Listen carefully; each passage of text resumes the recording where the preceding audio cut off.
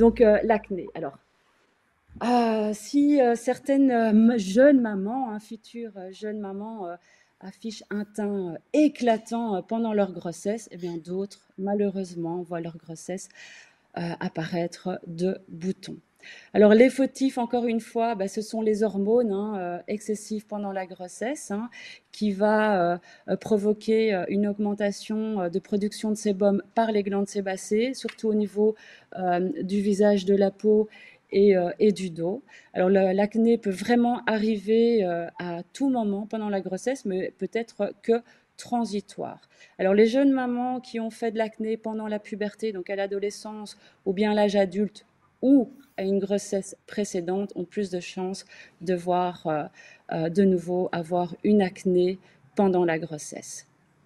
Alors, que faire? Bien évidemment, on va se laver 2 fois par jour le visage, matin et soir avec un produit adapté et non comédogène. Pour les mamans qui sont beaucoup plus qui privilégient plus le naturel, eh bien, il y a quand même des soins en phytothérapie ou en huile aromathérapie, en huile essentielle.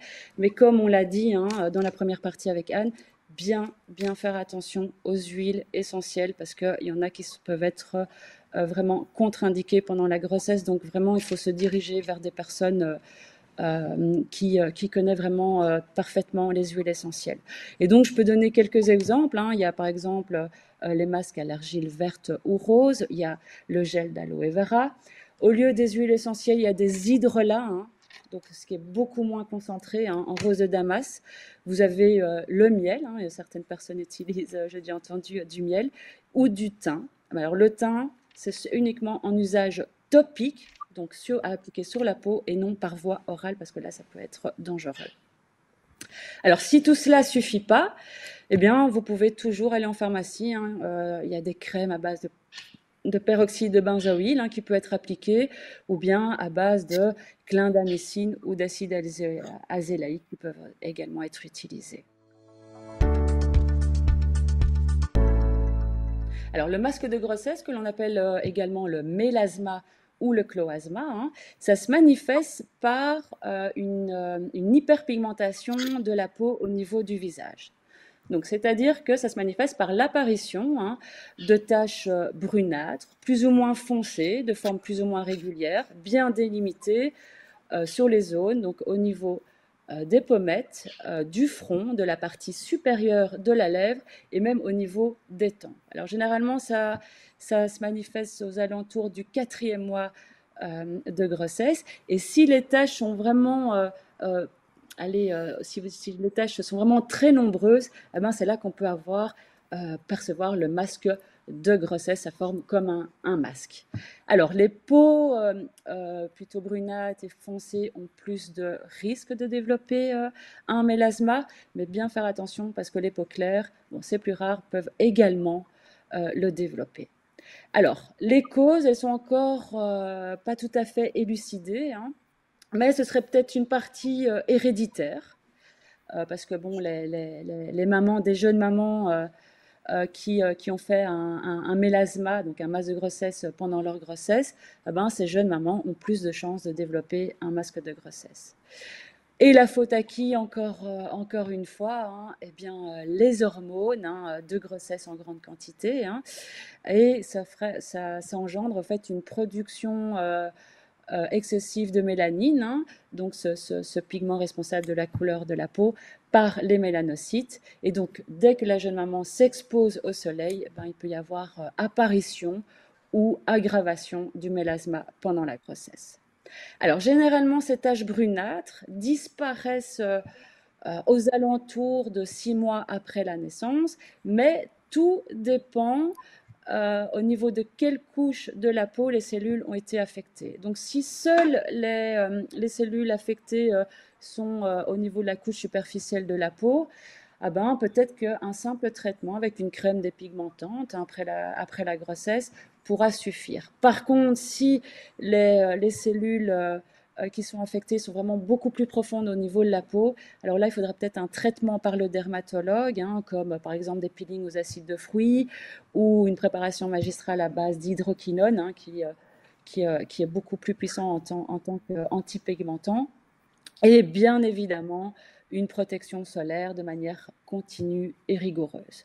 Alors, comment éviter ce mélasma?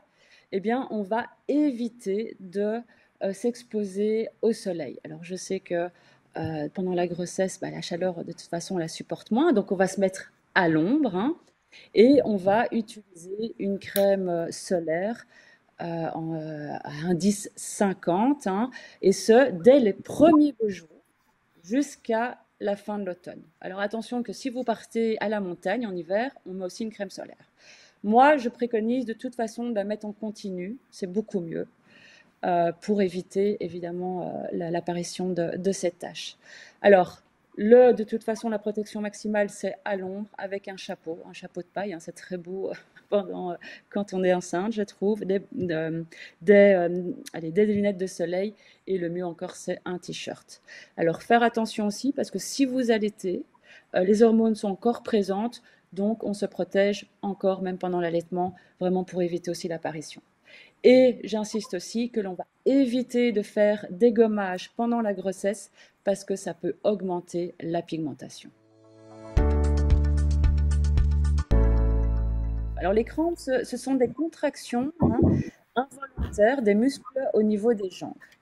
Alors elles peuvent vraiment être très très douloureuses. Ça ne dure pas plus de 30 à 60 secondes généralement. Et ça se manifeste surtout pendant la nuit, et ce à partir normalement du 3e trimestre. Alors leurs origines, elles ne sont pas encore tout à fait connues.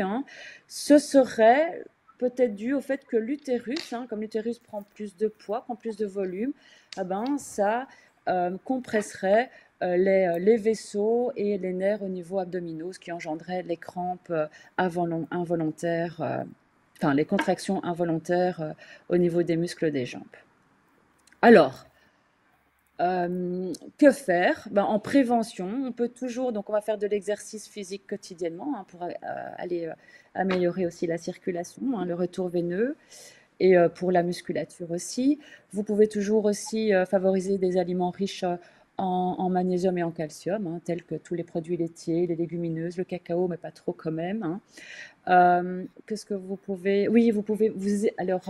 avant de dormir, bien masser les muscles des jambes en allant du bas vers le haut. Vous pouvez aussi surélever 2 à 3 fois par jour les jambes, qui diminuent aussi les crampes nocturnes.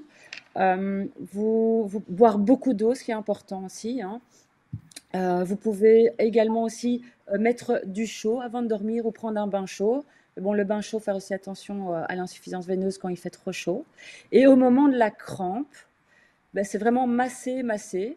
Vous pouvez aussi marcher pieds nus sur un sol froid, ça arrêterait la crampe, ou bien mettre mettre du chaud. Donc, pour vraiment bien relaxer et décontracter le muscle. Alors, si ça ne suffit pas, vous pouvez toujours prendre des suppléments à base de magnésium en pharmacie.